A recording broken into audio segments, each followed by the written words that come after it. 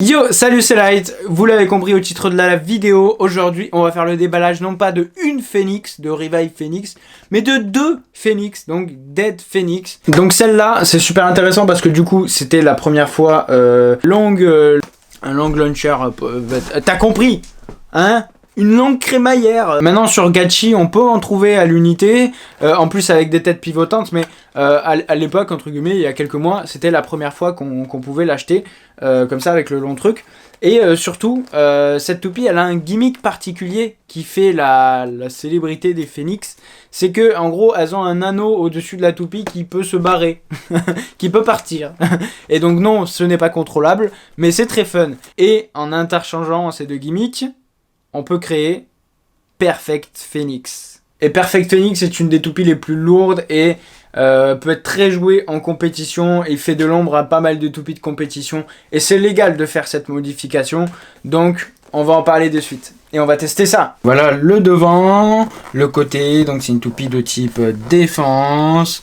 Voilà, ils te disent que apparemment, donc c'est plus long qu'un light launcher, bon ça c'est normal, plus long qu'un launcher de précision, hors Gachi bien sûr, parce que c'était pas sorti à l'époque, et donc du coup que c'est beaucoup plus grand, etc. Donc je vais comparer aussi avec le lanceur double sens de rotation de Spriggan, et du coup c'est Revive Phoenix 10 Friction. On ouvre, hop. Donc on peut voir que la toupie elle a les couleurs d'Iron Man, donc c'est entre le rouge, le doré et le noir, donc voilà, et ah oui, et l'argenté aussi, donc ça fait Iron Man. Donc je commence déjà par le lanceur. On peut voir que c'est un lanceur qui tire que dans un seul sens de rotation. La crémaillère, elle, c'est vrai qu'elle semble plus longue, donc je vais quand même la comparer avec celle de Spriggan Requiem. Donc voilà le lanceur de Spriggan Requiem, donc qui tire dans les deux sens de rotation, et celui de Revive Phoenix. Alors ouais, bah, du coup Revive Phoenix il commence plus tôt. Ah ouais, effectivement, ouais. Ah ouais, ok. En effet, ouais, ok. Il est plus long, je suis d'accord. Donc on le met. Et c'est plutôt agréable. Oh, par contre, il est un peu tordu, il va falloir que je le passe du coup à la casserole. Donc voilà, hop, Tenune. Friction, donc apparemment c'est dans un plastique très dense que je ne connais pas. Donc moi, celui que je connais le plus dense, c'est le polycarbonate. Donc pour moi, c'est du bullshit un peu ça, mais bon.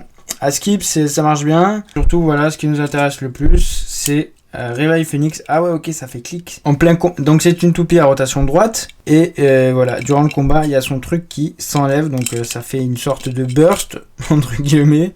Donc du coup, ouais, durant un choc, voilà, le truc là, le Revive Armor, il se barre. Et après, ça laisse place qu'à ça. Voilà. Donc voilà, on a une toupie qui est très grande, je trouve. On est à 56,5. Ouais, on a 56 et quelques. Certains endroits, ouais, bah là on est à 57 passés. Et aux endroits les plus bas, on est à 53 et quelques. Donc du coup, ouais, pour le S-Fight, ça rentre très bien dans la catégorie même anneau d'attaque, si je dis pas de bêtises.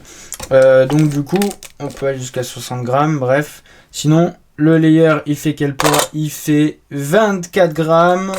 Le disque de poids, il fait 24 grammes aussi. Et Friction, il fait 7 grammes. Du coup, ça fait que la toupie, au total... Oula, taux de burst. Qu'est-ce que je pense du taux de burst? Il est moyen, mais je vois qu'avec le Revive Armor, ça amortit. Ça doit pas se burster souvent, ça c'est sûr. Bref, et du coup la toupie, elle fait 54 grammes. Je vais lui rajouter un petit level chipouné. Donc maintenant on passe à Dead Phoenix. Donc voilà. Donc Dead Phoenix 0 atomique, donc deux pièces bonnes, hein, 0 et atomique, ça on connaît. Voilà. Hop là. Oh là là, mais énorme, il est énorme. Il est trop gros là, non mais franchement, Beyblade... Faut arrêter de faire des trucs de plus en plus gros, c'est n'importe quoi, je commence vraiment à me avoir ras-le-bol de vous. Donc, on va commencer directement par le layer qui est trop stylé. Il est rouge et noir, donc assez dark. En soi, le layer, cette partie-là du layer me paraît plus légère que Revive Phoenix. Donc du coup, quand ça se ferme après... ok. En fait, voilà, pour les deux Phoenix, il y a deux trucs qui sortent là, ici, qui vont se loger dans ce petit creux là. Du coup, ça fait... Je sais pas si vous l'avez vu ici. Et du coup, hop, ça se barre comme ça pendant le combat. Zero, vous le connaissez. Atomic aussi, et oui, vous le connaissez, Atomic là. En plus, il est en noir et rouge du coup. Deux couleurs que j'apprécie énormément. La bille, elle a l'air d'avoir pris un coup. Je pense qu'avec toutes les fois où ils ont utilisé ce moule pour les billes d'Atomic, le moule il doit être claqué maintenant. Pour les dimensions vite fait, le layer il fait 22 grammes. 0, bah, il fait comme d'hab, il fait 20... Ma déconne de ouf, ma balance, c'est obligé. Il fait 22 grammes. 0 fait 22 grammes. C'est un truc qui me surprend assez, mais ok, 0 fait 22 grammes. Et Atomic fait 7 grammes, du coup ça fait un poids de toupie de 52 grammes. Pour la taille, non mais allô, non mais n'importe quoi, ils ont complètement... Takara, mais vous faites quoi? Quoi ce truc? On est à 58,1, donc on a 58 en gros. Pour les parties basses, 56 en gros. Donc voilà, on est vers ces eaux-là. Donc maintenant on va parler de la combinaison pour faire Perfect Phoenix. Déjà, on va comparer deux trucs. On va les peser, vous allez comprendre en fait comment faire la meilleure combinaison. Vous voyez, hop, Dead Phoenix, l'intérieur fait 9 grammes. Revive Phoenix, l'intérieur fait 14 grammes. Donc déjà, il y a 5 grammes d'écart entre les deux. Donc maintenant, on va faire pareil pour les parties extérieures. Celui-là, on le pèse, il fait 9 grammes. Et celui-là, il fait 13 grammes. Donc 4 grammes d'écart. Donc en fait, comme je fais que vous le dire dans les vidéos, il faut construire la toupie la plus lourde, avec le poids le plus sur les extrémités. Donc là, cette partie extérieure est la plus large et en plus la plus lourde. Donc c'est celle qu'on garde. Et pareil pour celle de l'intérieur de Revive Phoenix, c'est le plus lourd. Donc forcément, le Perfect Phoenix se fait avec ces deux pièces-là. Du coup, on les met, hop, et on ferme. Voilà, du coup, on a Perfect Phoenix. On va lui rajouter un level chip. Hop là. Et voilà, on a un Perfect Phoenix. Layer 20. Et c'est quoi ce truc? 28 grammes, c'est un truc de fou. Donc là, c'est pile poil si vous voulez jouer au S-Fight. Là, vous êtes au-dessus de la catégorie. Donc vu que la partie extérieure du layer est à 58 mm, donc on enlève 3 mm, ça fait 55. On regarde tout ce qui est à 55, il n'y a rien. Du coup, pour Takara, vous pouvez l'utiliser. Mais par contre, pour la S-Fight, il va falloir que vous réguliez ça. Parce que là, donc là, la toupie, elle est méga lourde. Elle va méga sur les extrémités. Voilà, vous connaissez les bails. Je commence à en avoir ras-le-bol de Beyblade qui font que fabriquer des toupies qui sont le plus lourds, plus grosses à chaque fois. Et voilà. Mais bon, bref, on va les tester. Donc, on va les faire s'affronter. Et c'est parti. Donc, c'est parti pour faire le Bey Battle de ces deux toupies dans un prototype du Pro Stadium, donc c'était celui qui était en polycarbonate, donc ça va pas être méga représentatif, mais les versions des finales des Pro Stadium vont bientôt être fabriquées, donc en attendant, bah, je n'en ai plus, donc voilà. Et également, à cette occasion, je vais enfin pouvoir, oui, c'est une Metal Fight, je vais pouvoir tester, vous voyez ce petit truc jaune, c'est un spin track de Metal Fight qui peut burster. Donc voilà, je vous l'avais teasé depuis un petit moment. Donc aujourd'hui ça va être mi-Beyblade, mi-modification slash S-Fight. À cette occasion j'ai modifié un lanceur de Beyblade Burst. Je l'ai modifié pour qu'il lance du Metal Fight. Donc on est parti. Alors je trouve que déjà la toupie elle se visse méga bien. Je trouve ça super agréable. 3, 2, 1. Ah ouais. Ah c'est très agréable, j'aime beaucoup. J'ai pas parlé du design, mais le dragon rouge, je sais que c'est censé être un phénix, mais là clairement il a un design de dragon, je suis désolé. Ça, oui, c'est un phénix, ça, c'est un dragon rouge. Donc moi, je peux pas cracher dessus. Bref. Donc là du coup, avec la pointe, hop, ça se fixe très très vite vers le centre. Vitesse. Donc Atomic et Friction, ils ont à peu près les mêmes attributs. Sauf que Friction oh là là, les deux armeurs mélange sont barrés. Donc on va voir sur la fin de rota, ça donne quoi? Ah, je dis c'est Revive Phoenix qui gagne. Revive Phoenix! Revive Phoenix! Pardon.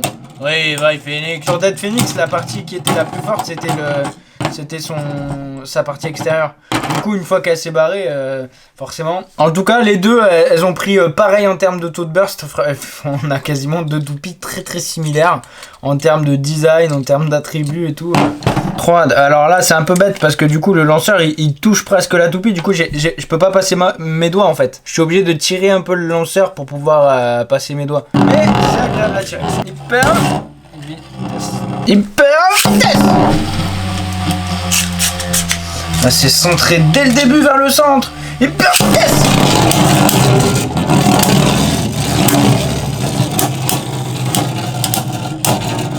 Oh là là.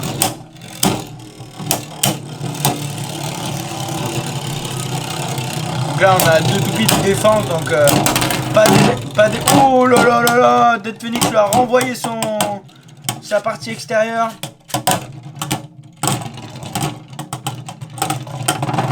On va dire égalité. Bon, on passe direct à la modification, hein, comme ça c'est fait. Le meilleur combo, donc Perfect Phoenix, on va le faire affronter on va dire le combo un peu moins bon. C'est dommage parce que moi je préfère ces couleurs là que celui-là. Mais bon, voilà, Perfect Phoenix contre anti-Perfect Phoenix, je sais pas. Per vitesse.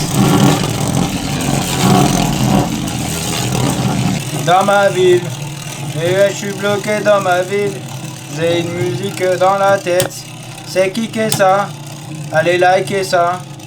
Oh, likez ma vidéo. Oreo. J'panne sponsor par Oreo. Ni Kinder Bueno. Moi je dis que c'est Perfect Phoenix qui va gagner. Même si ça va être serré, ça va gagner. Et effectivement, ouais. Perfect Phoenix. Oh, l'amour mirror là, il t'a 2 doigts de se barrer. Comment il s'appelle ce truc là? Pourquoi vous leur donnez des noms là? C'est une partie extérieure du layer, point barre, c'est tout. Si vous voulez avoir mon avis sur cette toupie, sur ce layer, je trouve qu'elle est extrêmement cheatée. Mais le fait que la partie extérieure s'enlève, ça rend après la toupie moins cheatée. Bon, et plus défensive, donc ça peut, on va dire... c'est une très bonne combinaison. Perfect Phoenix, ça peut être un très bon choix. Ça peut être vraiment un très très bon choix. Après, à voir selon les tests, etc. Moi, je vais pas vous mentir, je viens juste de l'avoir. Donc, j'ai pu faire aucun test de compétitivité. Mais on m'a dit que Perfect Phoenix était bonne. Je vais pas vous dire les combos, mais voilà quoi. Donc, oui. Est-ce que je vous conseille Perfect Phoenix? Oui. Après, je trouve ça que c'est un peu dommage de devoir acheter 2 toupies différentes pour en faire une. Comme je vous l'avais promis, on va faire Perfect Phoenix contre une toupie Metal Fight qui est vraiment random, elle est pas du tout cheatée ni rien du tout. On est parti, hyper vitesse. En vitesse.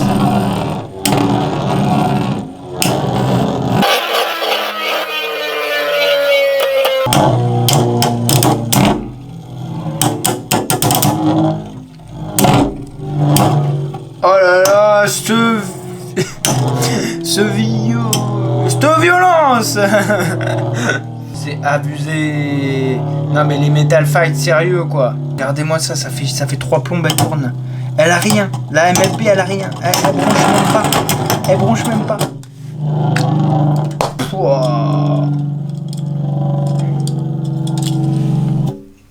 Abusé. Si vous la voulez, etc., normalement c'est disponible sur Spin Top Battle. Il y a pas mal de ruptures de stock sur les Dead Phoenix surtout, parce que c'est une toupie, elle est sortie il y a pas longtemps. Elle est un peu chère aussi, Dead Phoenix, mais ça permet d'avoir, si vous l'aviez pas, Zero aussi et Atomic, qui sont 2 pièces utilisées en compétition. En termes de design et en plus en termes de performance, elles sont vraiment très très très bien loties pour des bursts. Franchement, elles sont très très bien placées, même face au Kakusei. Même face aux GT qui sont sortis à l'instant, elles tiennent le coup. Elles tiennent le coup et surtout elles ont une gimmick très très sympa. Donc moi j'encourage de toute façon Beyblade à aller dans cette direction là plutôt que dans la surenchère. Voilà, justement en parlant de surenchère, on se retrouve pour une prochaine vidéo. La prochaine c'est Buster Excalibur. Et après normalement on risque d'attaquer les Gaichi et tous ces trucs. Ciao tout le monde, c'était Dracolite. Yo!